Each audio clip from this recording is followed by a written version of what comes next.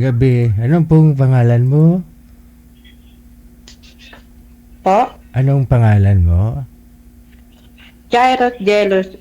Eto. Ay, may sumigaw. May- Sumigaw. Si Jairus. Opo. Saan po kayo ngayon, ma'am? Nasa Pagigaraw. Tugigaraw. Cagayan Valley. Oo. Ilang taon ka na?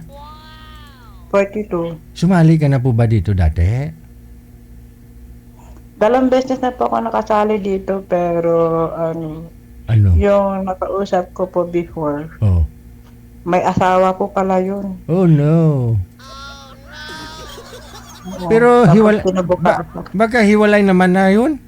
Okay lang naman siguro. Hindi Hiwalay. po, sir. Ay, hindi pa hiwalay? Bakit tunto?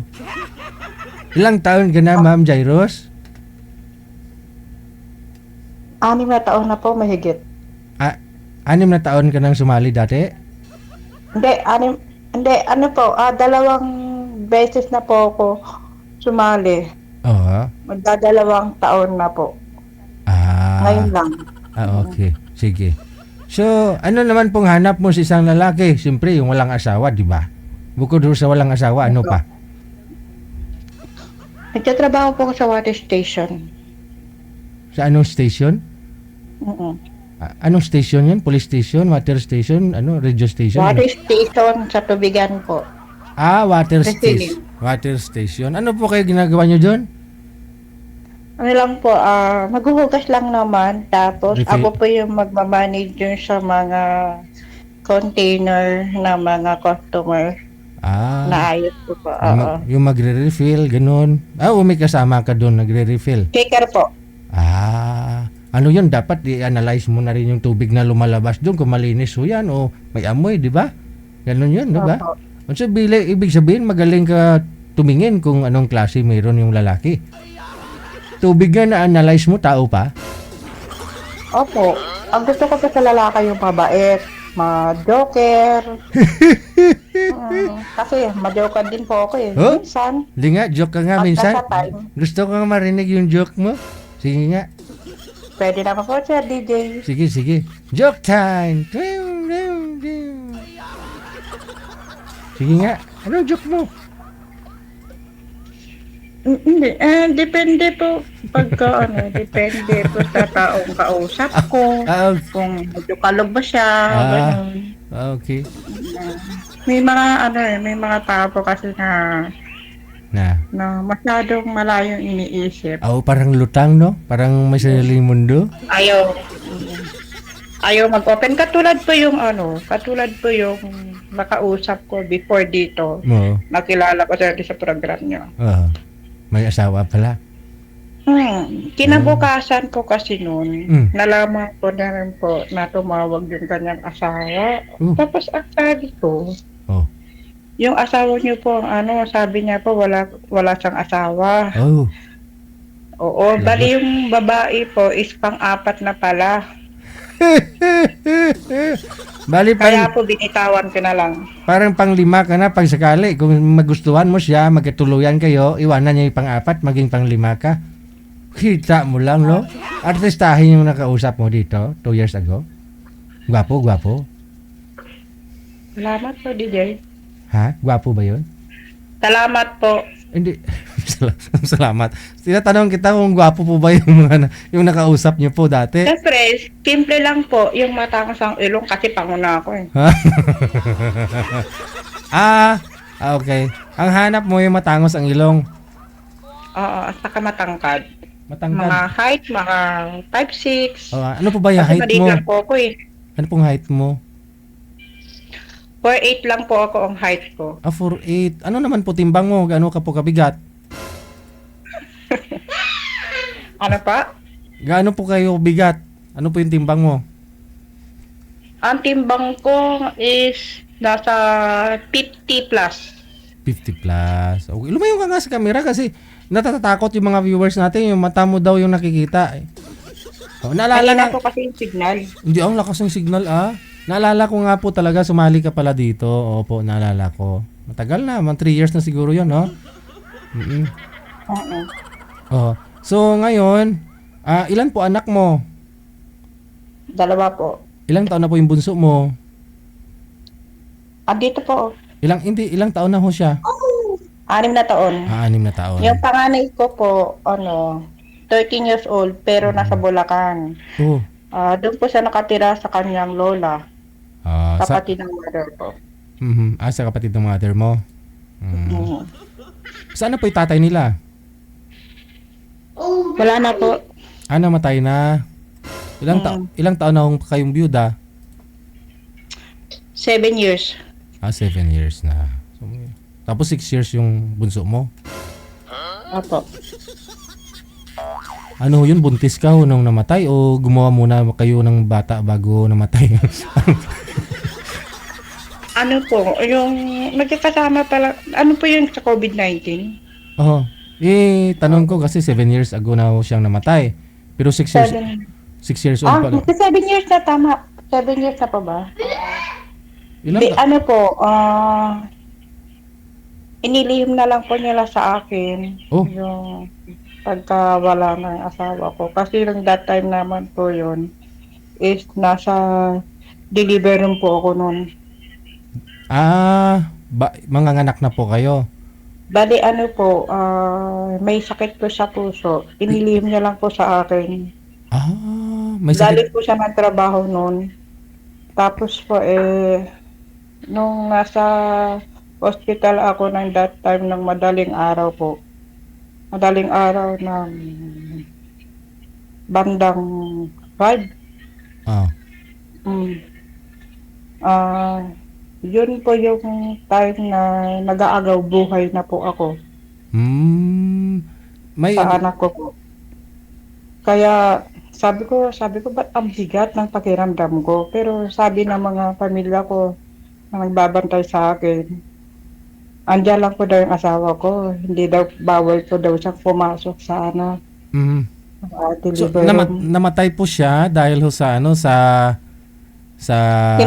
may sakit po siya. Pero sa ibang hospital po, magkaiba po kami ng hospital. Ano po sakit niya? Pero isang lugar. Ano po sakit ni mister mo? Ano po sakit niya? Heart. Ikaw po nasa hospital kada time, manganganak po kayo? Inilihim po sa akin ng kanyang Kala ko ikaw yung may heart. Ano po yun? May lahi pala sila. Hindi, yun sabi ko sa inyo, pag maghanap po kayo ng asawa ninyo, dapat hungian ninyo ng laboratory result, no? General check-up dapat. Tapos yung background ng pamilya, no? Tulad doon yan, may mga sakit pala sa puso yung pamilya, may diabetes, may high blood. Yun ang may mga bagay po kasi talaga sa DJ. May pagkamahan niya lang isang tao, parang ayaw niya lang mawala. Oo naman. Inilihim na lang yung kanilang Oo naman. ang tawag nito. Kahit nga yung aso kung mapamahal sa'yo, di ba? Payo ko sa'yo. Pero sa edad niya po ng asawa ko, sa edad niya is 55. Ikaw po ngayon ilang taon? Ako po, 55 na siya. Ikaw. 42. 42. So bali nung namatay ho siya, 35 ka pa lang. Nakapag-boyfriend ka na po ba sa 7 years? Nung naka-move on ako sa loob ng 4 na taon, nagka-boyfriend ako ng LDR. Oo, pero hindi pa kami nagtagal. Kasi nga, may mga bagay talaga na hindi kayang panindigan na bilang isang nanay na mayroon akong anak. Ayaw niya ho sa may anak. Hindi sana doon sa una pa lang ho sana inalam mo na or dapat ho inalam ko naman po yun. Ewan ko po ba? Nagbago? Pag ako pag nagmamahal ako, inaalaman ko naman po talaga. Pero may mga bagay talaga na hindi siguro para sa inyo. Yun. Pero okay lang. Kahit nawala, at least meron po akong anak na mag-aalaga sa akin sa pagtanda. Sana. Sana. Yun lang sana, no?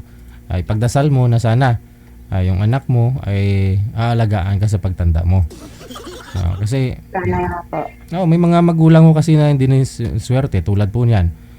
Kasi yung mga anak natin, hindi natin pwedeng gawing investment yan. Papaaralin natin sila, palakihin natin sila kasi karapatan nila yan at saka ano mo yan, obligasyon mo yan bilang magulang. Na? Pagdating ng araw, magkaroon ho yan ng pamilya, so priority niya yung pamilya niyang binuo. No? Dapat ikaw, gumawa ka ng paraan, makapag-ipon, no? Para sa sarili mo pagdating ng araw, no? At makahanap ka ng partner na maswerte ka, no? Gagabayan o tutulungan ka niya sa hirap at ginawa, magkasama kayo. Ganun. Kasi hindi naman ho ibig sabihin na may anak ka eh. No? Marami akong kilala. Ilan yung anak niya? 13. Pero may isa, wala sa tabi niya. Kasi iba nag-abroad. Ang ginawa ng mga anak niya, pinaalaga pa sa kanya yung mga apo. Pero yung ano po, sir, yung mga side ko, ayaw nila na mag-asawa ko kasi nga daw, iba na daw ang panahon ngayon. Oo. Ano yung panahon na? Sabi nila, dahil sa ganda ng anak mo, baka may rape pa yan, o yung anak mo ganito, pa nagtrabaho ka. At sabi ko naman po sa kanila, wag ninyong pahunahan ang mga bagay na hindi mangyayari. Oo. Ba dapat maganda po yung dapat yung kanilang ina-advise? Pero hindi eh. Hindi naman. Ano naman, kumbaga maganda ba yung anak mo? Oh. Hindi nagmana sa akin, nagmana sa tatay. Ay, maganda ka naman ah. Hindi, simple lang po ako. Oo, lalo pag naka-smile ka. Smile ka nga. May sugat po. Kasi kumain ako ng ng mais. Oo, nasugat. kumain po ako ng mais yan. Yung kulay yellow po. Paano ka nasugat? Sa panggigigil ko ng kumain ng mais. ano, grabe naman panggigigil yan. Yung masarap ko parang kasi, parang antagan na kasi hindi ako makain ng mais kasi. Then that time naman po kasi, di ba kada taon po kasi kada taon dumarating yung mga mga fruits, di ba? Problema nito, matagal ka na rin. Matagal. Hindi, may po kasi, may dumaan kasi. May dumaan sa highway. Bumili po ako ng mais. Ng isang balot, 50. Ngayon, ilang taon na po ba kayo hindi kumain ng mais? Nasugat. Oo. Nakagat mo yung labi mo, ganun. Naisama. Kailangan mo mais pa. Hindi ganun talaga. Ilang taon ka na po ba hindi kumain ng mais? Ayaw kong umiti. Bakit naman? Ilang taon na po ba kayo hindi kumain ng mais? Kada taon lang naman po yun, di ba, sir? Hindi yung asawa mo. Ilang taon ka nang walang asawa? Ilang taon na wala akong asawa? Simula na namatay ang asawa ko. Di matagal na. Sa edad ng anak ko. Di matakot matakot po yung mga kalalakihan ito sa'yo kasi nga matagal ka nang walang asawa, baka hindi lang bibig mo masugat. Hindi naman, DJ. Pag kinain mo, magigigil. Hindi. Sinabayan ko pa kasi kumain. Pagkatapos sinabayan ko kasi kumain ng mangga. Mangga at saka mais. Mahirap yun. Kasi nga dahil sa sobrang, sabi nga nila, tumaba daw ako. Kaya kailangan ko magbawas. So, yun kaya tumataba. Pampabawas pa pala yun ng timbang, yung mais at saka yung mangga? Yung mga pero wag masyado sa mga matatamis. Oo, kasi LBM ka nun, siyempre mangangayat kapag na-LBM ka.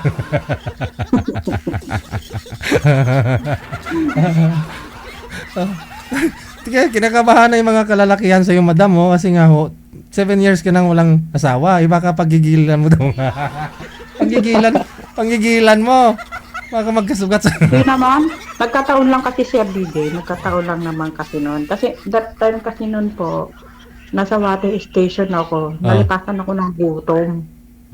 Huwag kang magpalipas ng gutom. Ang hirap kasi pag gano'n na puro tubig. Kasi umabot po, sa isang araw, umabot po kami ng 500 container. Grabe no? So ikaw lang po yung nagmamanage doon sa loob, ikaw yung nagre-refill, tapos may dalawang taga-deliver, gano'n? Bali, dalawa po kasi yung sasakyan. May dinideliver.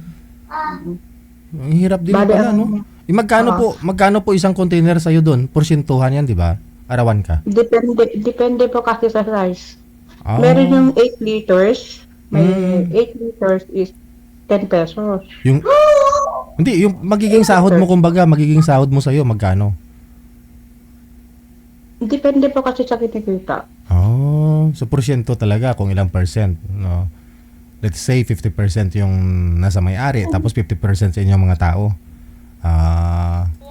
Okay. So dapat kailangan marami din pala yung mga output ninyo, no? Marami rin po pala kayo ma-deliver para ito paano, no? Marami pong container dito sa isang bayan namin. Yun nga lang, yung mga iba nagsasarado na. Okay. So ito po, no? May nagpa-line up po ba dyan na makausap ni Madam? Ito po, makausap niya? Sige. Ma'am, baba niyo po muna yung tawag. Andyan na po pala yung mga kausap mo, ha? Okay, sige. Standby lang po.